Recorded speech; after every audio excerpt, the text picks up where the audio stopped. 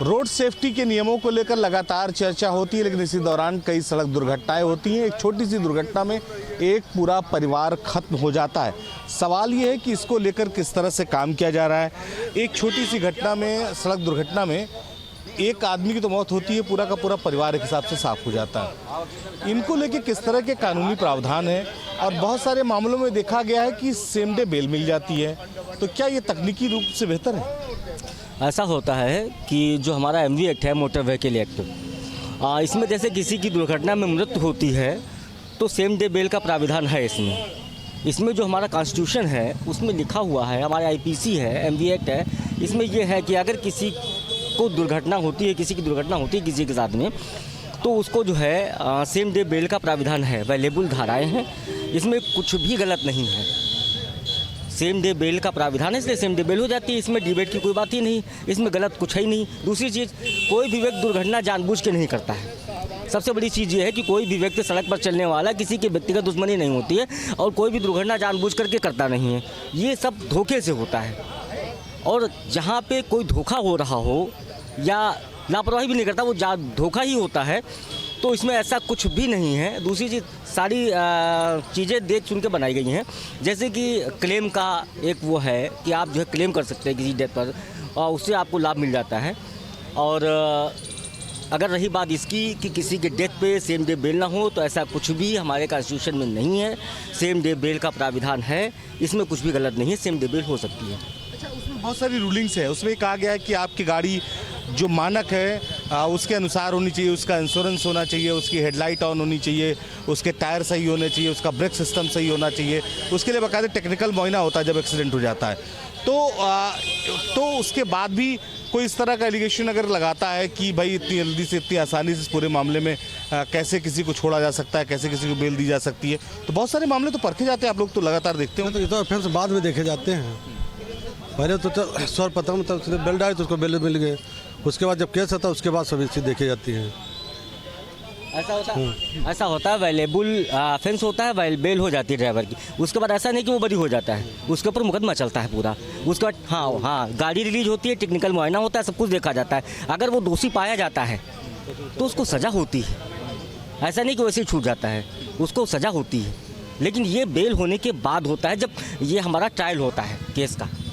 हाँ, अच्छा, बहुत सारे मामलों में ये देखा गया है कि जो ड्राइवर है उनके पास अगर लाइसेंस नहीं है तो क्या उनकी बेल हो सकती है?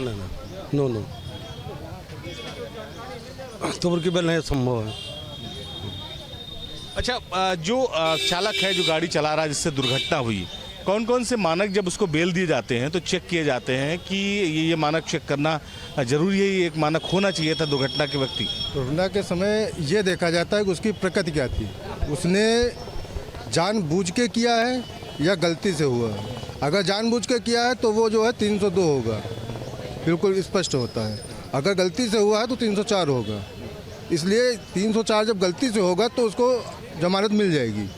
लेकिन अगर आपको हम जानते हैं, आपको हम किसी भी उससे जानते हैं, हमारा आपका कोई पुराना विवाद है, लेकिन हम आपके ऊपर गाड़ी चढ़ा देते हैं, तो वो एक्सीडेंट की श्रेणी में नहीं आएगा, वो आएगा 302 मर्डर की श्रेणी में आएगा। तो वो मैटर अलग होता है, ये मैटर अलग होता है। ठीक है। जब किसी चालक की बेल के लिए आप लोग जाते हैं तो कोर्ट क्या क्या चीज़ें देखती है उस वक्त कि उसके पास कौन कौन सी एलिजिबिलिटी होनी चाहिए? कोर्ट जो हम लोग प्रार्थना पत्र देते हैं, बेल का जो बेल प्रार्थना पत्र देते हैं, उसमें सारी की सारी घटनाएं लिख देते हैं कि इस हिसाब से इसका एक्सीडेंट हुआ है। ठीक है। अच्छा, दूसरी चीज़ ये अवेलेबल ऑफेंस है, और इसमें जो है जमानती अपराध, वो जमानती है, गैर जमानती नहीं है, किसी मजिस्ट्रेट के द्वारा दे है। इसलिए इसमें जो है खाली गाड़ी के ड्राइवर का लाइसेंस होना चाहिए, ठीक है, और आधार कार्ड, यही कागज़ देखे जाते हैं, बस इसके अलावा कुछ नहीं देखा जाता। ठीक है। कई बार ये चर्चा होती है कि गाड़ी का इंश्योरेंस क्लेम मिल जाएगा उसको, जब दुर्घटना होती है तो इंश्योरेंस कंपनियां उसका लिए भुगतान करती है, उसके लिए बाकायदे नियम है, तो इंश्योरेंस होना भी अनिवार्य है। हाँ, इंश्योरेंस गाड़ी का होना अनिवार्य, क्योंकि जब ट्रायल होता है तो इंश्योरेंस देखा जाता है, इंश्योरेंस गाड़ी का था या नहीं था। अगर गाड़ी के कागज़ कंप्लीट नहीं हैं तो वो गाड़ी आपकी रिलीज़ ही नहीं होगी, गाड़ी रिलीज़ नहीं होगी। गाड़ी आपकी जो है जहाँ सीज़ की गई है गाड़ी वहीं रहेगी, गाड़ी रिलीज जब तक कि गाड़ी के कागज़ पेपर कंप्लीट नहीं है तो। और अगर गाड़ी के पेपर कंप्लीट नहीं है, बीमा नहीं है, तो जो जिसकी मृत्यु हुई है उसके परिवार वाले जो है वो क्लेम बीमा कंपनी से ले करके जिससे डेथ हुई है, दुर्घटना हुई है, वो उससे जो है फिर वसूल होता है। अच्छा, एक बार ये चर्चा शुरू हुई कि देश में जो मोटर व्हीकल एक्ट है इसमें कुछ बदलाव किए जाएं, जिसको लेकर एक बार स्ट्राइक भी हो गई थी। उसमें कुछ कड़े प्रावधान किए जा रहे थे नियमों में कि अगर किसी दुर्घटना होती तो उससे उसको गंभीर सजा होगी। तो क्या प्रैक्टिकल तौर पर ये मुमकिन नहीं था? नहीं, संभव नहीं। वो ड्राइवर को लिए थे, मतलब हाँ, वो संभव नहीं है। अच्छा, उसके पीछे एक बहुत बड़ा रीज़न था कि बहुत बड़ी स्ट्राइक हुई थी। तो उस दौरान ये कहा गया था कि कोई वाहन चालक अगर कॉमर्शियल लाइसेंस होल्डर है, अगर वो गाड़ी चला रहा है, उस दौरान अगर कोई दुर्घटना हो जाती है तो उसको गंभीर सजाएं मिलेंगी। तो ऐसे में तो अगर जो स्ट्राइक थी उससे पूरा सिस्टम ही रुक जाता। वो जो स्ट्राइक हुई थी वो उन लोगों को ये लगा था कि हम लोग सुरक्षित नहीं रहेंगे, क्योंकि जो उसमें प्रावधान किए गए थे उनसे ये था कि गलतियां किसी से भी हो सकती हैं। रोड पे चलेंगे, एक्सीडेंट होगा ही होगा, उसको कोई गवर्नमेंट, कोई कानून, कोई नहीं रोक सकता है।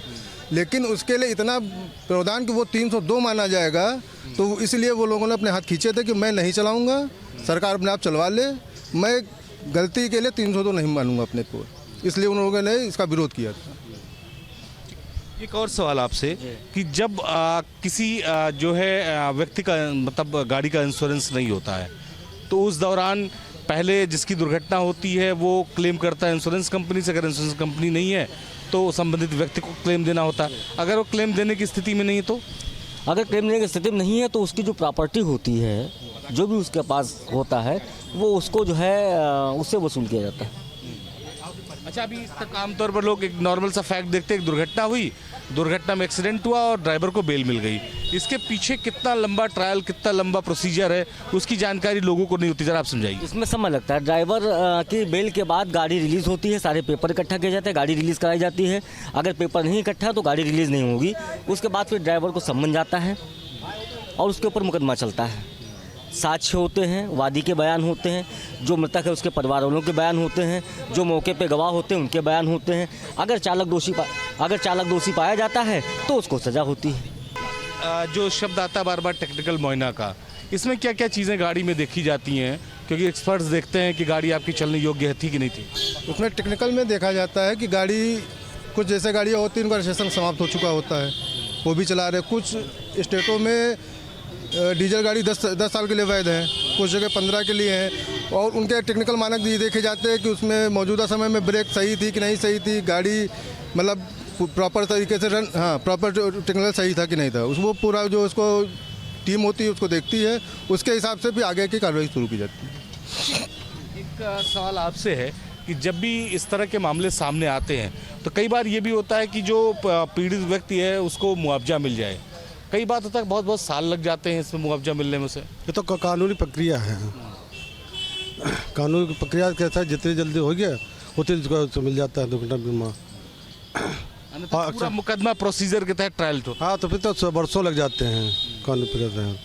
ठीक है, इसी को बदलने की मांग लगातार हो रही थी कि कोई ऐसी व्यवस्था हो जाए कि कोई पीड़ित हो तो जल्द से जल्दी लाभ मिले। मतलब एक सवाल और आपसे कि जब भी किसी व्यक्ति की दुर्घटना होती है, दुर्घटना में उसके परिवार में किसी की मृत्यु होती है या कोई घायल होता है, तो सबसे पहले वो किस तरह से प्रोसीजर को फॉलो करेगा? सबसे पहले घायल हो या दुर्घटना में मृत हुआ हो, उसमें ऐसा होता है कि एक प्रार्थना पत्र जो है संबंधित थाने को दिया जाता है। संबंधित थाने को प्रार्थना पत्र देने के बाद जो गाड़ी वाड़ी होती है वो वहाँ पे वो लोग देखते हैं और प्रार्थना पत्र के हिसाब से ही कार्रवाई होती है। उसी के हिसाब से FIR लिखी जाती है और FIR होने के बाद विवेचना होने के बाद सीधे कोर्ट को ट्रांसफ़र कर दी जाती है। वो विवेचना होने के बाद सीधे कोर्ट को संबंधित फाइल चली जाती है। कोर्ट से ही सम्मन जाते हैं उस व्यक्ति के पास, तब वो जो है ट्रायल पे आता है। कई बार लोगों को इंश्योरेंस क्लेम मिल नहीं पाता है। ऐसा किन परिस्थितियों में होता है? कोई विशेष लोगों को ध्यान रखना चाहिए जब इस तरह की कोई दुर्घटना हुई हो और पीड़ित व्यक्ति मुकदमा लड़ रहा हो? उसमें वो तो बीमा कंपनी अपने एडवोकेट हायर करती है, उनको देखती है कि दुर्घटना किन कारणों से हुई, उसके जो उनके आलम होते नाम होते हैं उस हिसाब से वो लोग करते हैं टेक्निकल। लेकिन हम आपके चैनल के माध्यम से दर्शकों से कहना चाहूँगा कि जब भी रोड पे निकलें अपनी गाड़ी का इंश्योरेंस 100% हो, जिस दिन ना हो उस दिन घर से गाड़ी ना निकालें, क्योंकि अगर दुर्घटना होती है तो आप क्लेम नहीं दे पाएंगे। नॉर्मल इंसान की वो नहीं है कि वो मतलब किसी बच्चे का एक्सीडेंट हो जाए उसके लिए क्लेम दे दे। गाड़ी ना हो, डीएल ना हो, गाड़ी सही ना हो, हारन ना सही हो। मैं आपके माध्यम से कहना चाहूँगा दर्शकों से, गाड़ी घर से ही ना निकालें। ऐसे सब सही लगता है, लेकिन जब दुर्घटना हो जाती है फिर बहुत सारी दिक्कतें होती हैं। कोर्ट कचहरी चक्कर में पड़ेंगे, परेशान होंगे। जिस दिन इंश्योरेंस खत्म हो उस दिन घर से गाड़ी ना निकालें आप। धन्यवाद आप लोगों को हमसे बात करने के लिए। तो लोगों का ये मानना है कि जब भी गाड़ी के कागज़ पूरे ना हो, कम से कम तब तक जो है सड़क पर लोगों को नहीं निकलना चाहिए। लोगों को अपने नियमों का ध्यान रखना चाहिए। इसके साथ ही चूँकि ये अवेलेबल रेफरेंस है, लिहाजा इसमें कोर्ट सेम डे बेल दे देती है, लेकिन ये मुकदमा बहुत लंबा चलता है और बाकायदे जिस कंपनी से इंश्योरेंस होता है उसको बाकायदे पीड़ित व्यक्ति को भुगतान भी इसके लिए करना पड़ता है। नमस्कार, मैं हूं हिमांशु शर्मा और आज का जो सियासी चौक का मुद्दा है वो बेहद गंभीर और खास भी है। उसके पीछे की एक बड़ी वजह यह है, सड़क हादसों के अंदर बहुत से ऐसे लोग हैं जिनकी जान चली जाती है, लेकिन उन सड़क हादसों का जो मेन कल्पिट होता है वो बेहद आसानी से छूट जाता है। क्या ऐसा होना चाहिए? इस मुद्दे पर बातचीत के लिए हम पहुंचे हैं गाजियाबाद के घंटाघर के बाजार में, जहां पर तमाम लोगों से हम बातचीत करेंगे, इस विषय पर चर्चा करेंगे और जानेंगे उनकी राय आखिरकार क्या होना चाहिए। क्योंकि हाल ही में अगर बात करें तो गाजियाबाद के दिल्ली मेरठ एक्सप्रेसवे पर कार सवार ने कांवड़ियों पर गाड़ी चढ़ा दी थी और 3 कांवड़ियों की उसमें मौत हो गई थी। तो वहीं जिस शख्स ने घटना को अंजाम दिया था, महज 2 घंटे के अंदर उसकी जमानत हो गई, वो अपने घर पहुंच गया। क्या ये सही था? बात करते हैं। सर, सबसे पहले आपका नाम जानना चाहूंगा। अशोक मित्तल। मित्तल जी, क्या कुछ कहेंगे? जो रोड रेज के मामले सामने आते हैं, सड़क हादसे होते हैं, बहुत से ऐसे लोग हैं जो उसमें मर जाते हैं और अब जो पूरा परिवार पीछे रह जाता है, पश्चाताप के अलावा उनके पास कुछ नहीं बचता है। क्या कहेंगे, ऐसे जो हादसे होते हैं और जो करते लोग हैं उनको जमानत मिल जाती है? हेलो, ऐसा है जी, जो अपराध करते हैं वो तो अपराधी हैं ही, पर जो उसको अंजाम देते हैं छुड़वाने में, वो उससे भी बड़े अपराधी हैं। स्थानीय अधिकारियों से बात की जाए और स्थानीय अधिकारियों से उनसे लिखित में ली जाए कि उन्होंने क्यों जमानत करी। क्या सरकार को भी इसको लेकर कोई कानून बनाना चाहिए? सरकार को भी सख्ती बरतनी चाहिए? क्योंकि एक्सीडेंट तो किया, एक्सीडेंट कोई जानकर नहीं करता, ये हम भी जानते हैं, आप भी जानते हैं, लेकिन किसी की जान चली जाए और जो दूसरा आदमी है उसको आराम से जमानत मिल जाए, उसको लेकर क्या कहेंगे? आप नहीं बताएंगे? चलिए आपसे बात कर लेते हैं। आपका नाम सर? अरुण मित्तल। मित्तल जी, आपका क्या मानना है, जो सड़क हादसों में जान जाती है और जो सड़क हादसे होते हैं, बहुत सी बार जो ड्राइवर हैं वो गाड़ी छोड़कर या तो भाग जाते हैं, कोर्ट में पेश होते हैं तो उनको जमानत मिल जाती है, तो उसको लेकर क्या कहेंगे आप? सबसे पहले तो हमें ये देखना है कि वो जो ड्राइवर या जो भी गाड़ी चला रहा है उसने ड्रिंक कर रखी है या नहीं।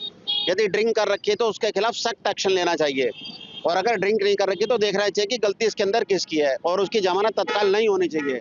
सबसे बड़ी परेशानी है जमानत की। जो लोग गाड़ी एक्सीडेंट होते हैं जमानत हो जाती है उसकी। क्या सरकार को भी इस पर कोई सख्त कानून बनाना चाहिए, इम्प्लीमेंट करना चाहिए अलग से कुछ? बिल्कुल, गवर्नमेंट को कानून बनाना चाहिए कि सबसे पहले जो ड्रिंक करे हुए लोग हैं उनकी जमानत नहीं होनी चाहिए। उनके ऊपर इतना दबाव डालना चाहिए कि उनकी गाड़ी के लाइसेंस निरस्त कर देने चाहिए। और सजा किस तरह से होनी चाहिए उनको? सजा कानून के हिसाब से होनी चाहिए, जैसा एक्सीडेंट वैसी ही सजा। जैसा एक्सीडेंट वैसे ही सजा। आपको पता होगा अभी हाल ही में दिल्ली मेरठ एक्सप्रेसवे पर अगर हम 26 तारीख की बात करें तो 3 कांवड़ियों के ऊपर गाड़ी चढ़ गई थी और तीनों की मौत हो गई थी। और जो चढ़ाने वाला शख्स था, यानी गाड़ी का जो ड्राइवर था, ड्रिंक किए हुआ था, उसकी जमानत महज 2 घंटे में हो गई थी। जमानत नहीं होनी चाहिए, इसको कानून के हिसाब से सही सजा मिलनी चाहिए, चाहे छोटा है, बड़ा है, या वकील है या आम आदमी है, उसको हिसाब से जमानत मिले या ना मिले वो तो बात की चीज़ है। कुछ सजा ऐसी मिल जाए कि आगे वो सोच समझ काम करे। अच्छा, ये गलती क्या होती है? जानबूझ के ये एक्सीडेंट्स होते हैं? नियम ही नहीं है हमारे यहाँ, ट्रैफिक का नियम ही नहीं है। ना चलाने वाले के अंदर लाइसेंस है सही, और ना ही पुलिस वाले हमारे कोई कानून व्यवस्था सही रखते हैं। अच्छा, आए दिन हम देखते हैं रोजाना हादसे हो रहे हैं। गाजियाबाद की हम बात कर ले तो बीते 2 दिन के ही आंकड़े उठा लें, 3 कांवड़िए मरे। उसके बाद मसूरी के अंदर 2 लोगों की मौत हो गई, बस उनके ऊपर चढ़ जाती है। 2 बाइक सवार आपस में टकराए, उनकी भी मौत हो गई। ना हमें लाइन की पता है, ना हमें कानून की पता है। किसी को राइट से ओवरटेक कर दो, लेफ्ट से कर दो, कोई कानून वाली बात ही नहीं होती किसी का। ट्रैफिक रूल्स ही नहीं पता, नियम ही नहीं पता लोगों को, ना चलाने का तरीका पता है। तो लाइसेंस कैसे बन जाते हैं? अब सवाल यहाँ खड़ा होता है कि अगर ये सब पता ही नहीं है तो लाइसेंस कैसे बन जाते हैं इन लोगों के? लाइसेंस बनाने वालों को पता होगा, जिया बनवाने वाले को पता होगा। अच्छा, कैसी कार्रवाई आप होनी चाहिए, क्या समझते हैं आप? सबसे पहले ड्राइविंग सिखाई जाए उनको, नियम बताए जाए उनको, अपने लाइन में चलना चाहिए, रॉन्ग साइड से ओवरटेक नहीं करना चाहिए, और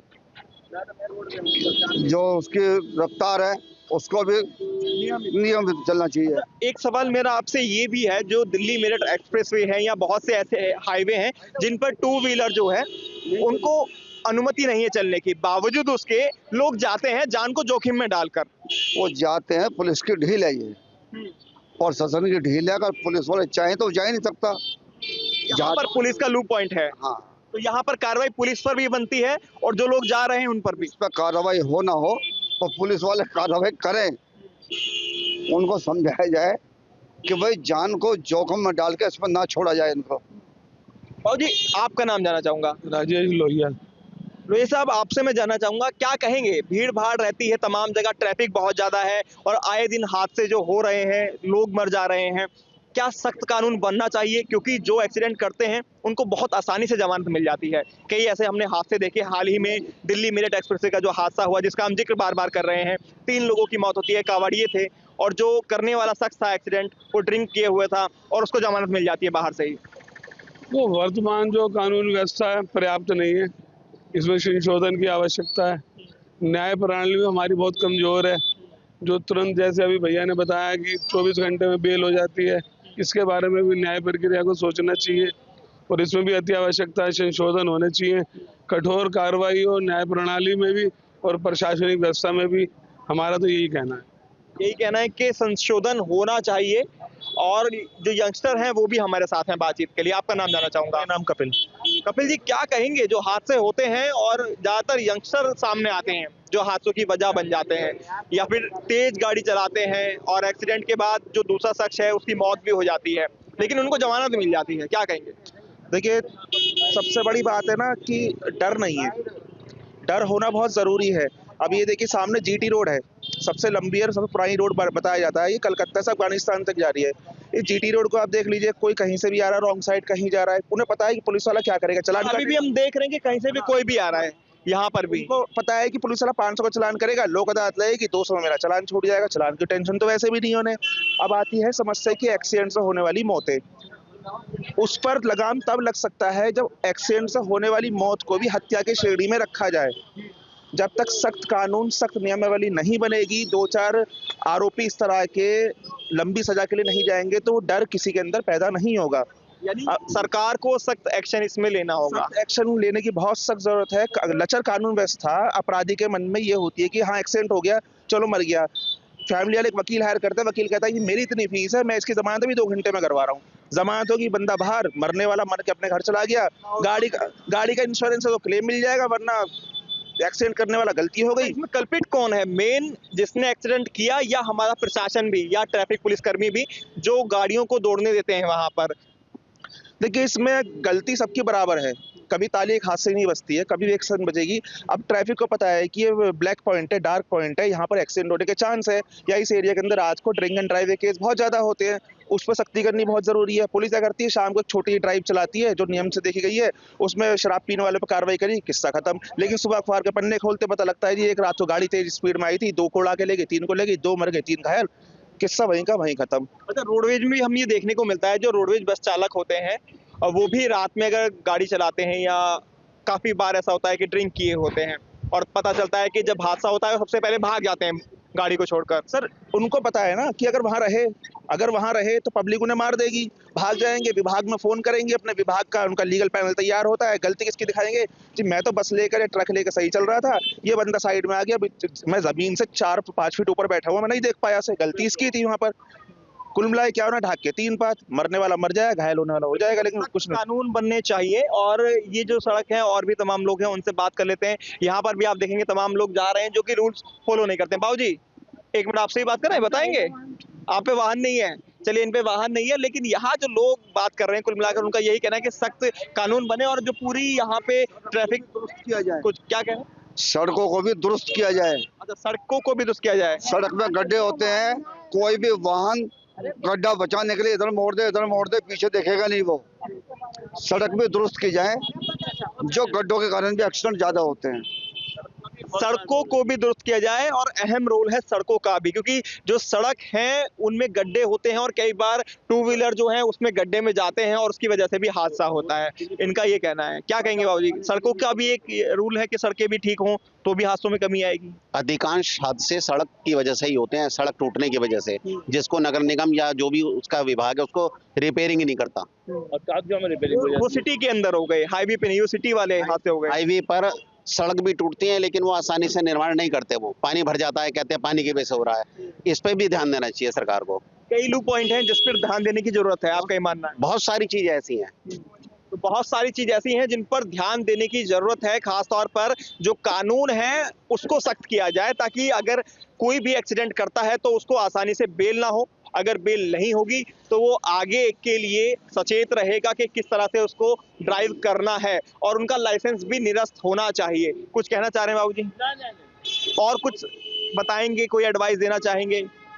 नहीं, मैं कुछ नहीं दे पाऊंगा अभी। पुलिस के लिए क्या कहना चाहेंगे? ट्रैफिक पुलिस का मैनेजमेंट सही होना चाहिए क्या? एक्सीडेंट खाली टू व्हीलर फोर व्हीलर का नहीं है, एक्सीडेंट सारे जो कायदे कानून है उनको भी एक्सीडेंट कह सकते हैं। जो रोडों पर उन्होंने अपनी फिनिश दिखा रखी है वो मौके पे है नहीं, तो वो भी एक एक्सीडेंट ही है कि जिन लोगों के अंडर में ये रोड बनी, अब वो पास भी हो गए टेंडर और पैसे भी मिल गए, रोड वहीं की वहीं पड़ी हैं। सड़कें बना दी गई कागजों में लेकिन बन नहीं पाई। अब यहाँ पर तमाम लोग हैं, देखिए स्कूटी सवार हैं, इनसे ही बात कर लेते हैं। भाई, सड़क पे जो हादसे होते हैं उनकी वजह क्या मानते हैं, मुख्य वजह क्या मानते हैं? सर हादसे सर विदाउट हेलमेट, सब प्रेशरिंग, रास्ते बेकार हैं, सब बहुत बुरा हाल है यहाँ का तो मार्केट का। अच्छा, जो लोग हादसा करते हैं, जो बड़ी फोर व्हीलर होते हैं, टू व्हीलर को रोन कर चले जाते हैं, जिसमें टू व्हीलर चालक की मौत भी हो जाती है। रोड रेंज में तो गाड़ी वाले तो समझते ही नहीं है कुछ भी, विदे एकदम टक्कर मार के सीधे चले जाते हैं, कोई रोकता नहीं, कोई जमानत भी हो जाती है उन लोगों की, और वगैरह भी यूं ही हो जाती है उनकी। तो क्या होनी चाहिए ऐसे, कोई कानून बनना चाहिए, सख्त कानून बनना चाहिए, हार्ड कानून बनना चाहिए, सबको सजा मिलनी चाहिए, जो बात है। अभी 3 कांवड़ियों की मौत हुई है, आपको पता हो, और उसकी जो जमानत थी शख्स की 2 घंटे में हो गई। उनकी हो गई, वो छूट गए, ऑन बेल कोर्ट से ही छूट गए वो।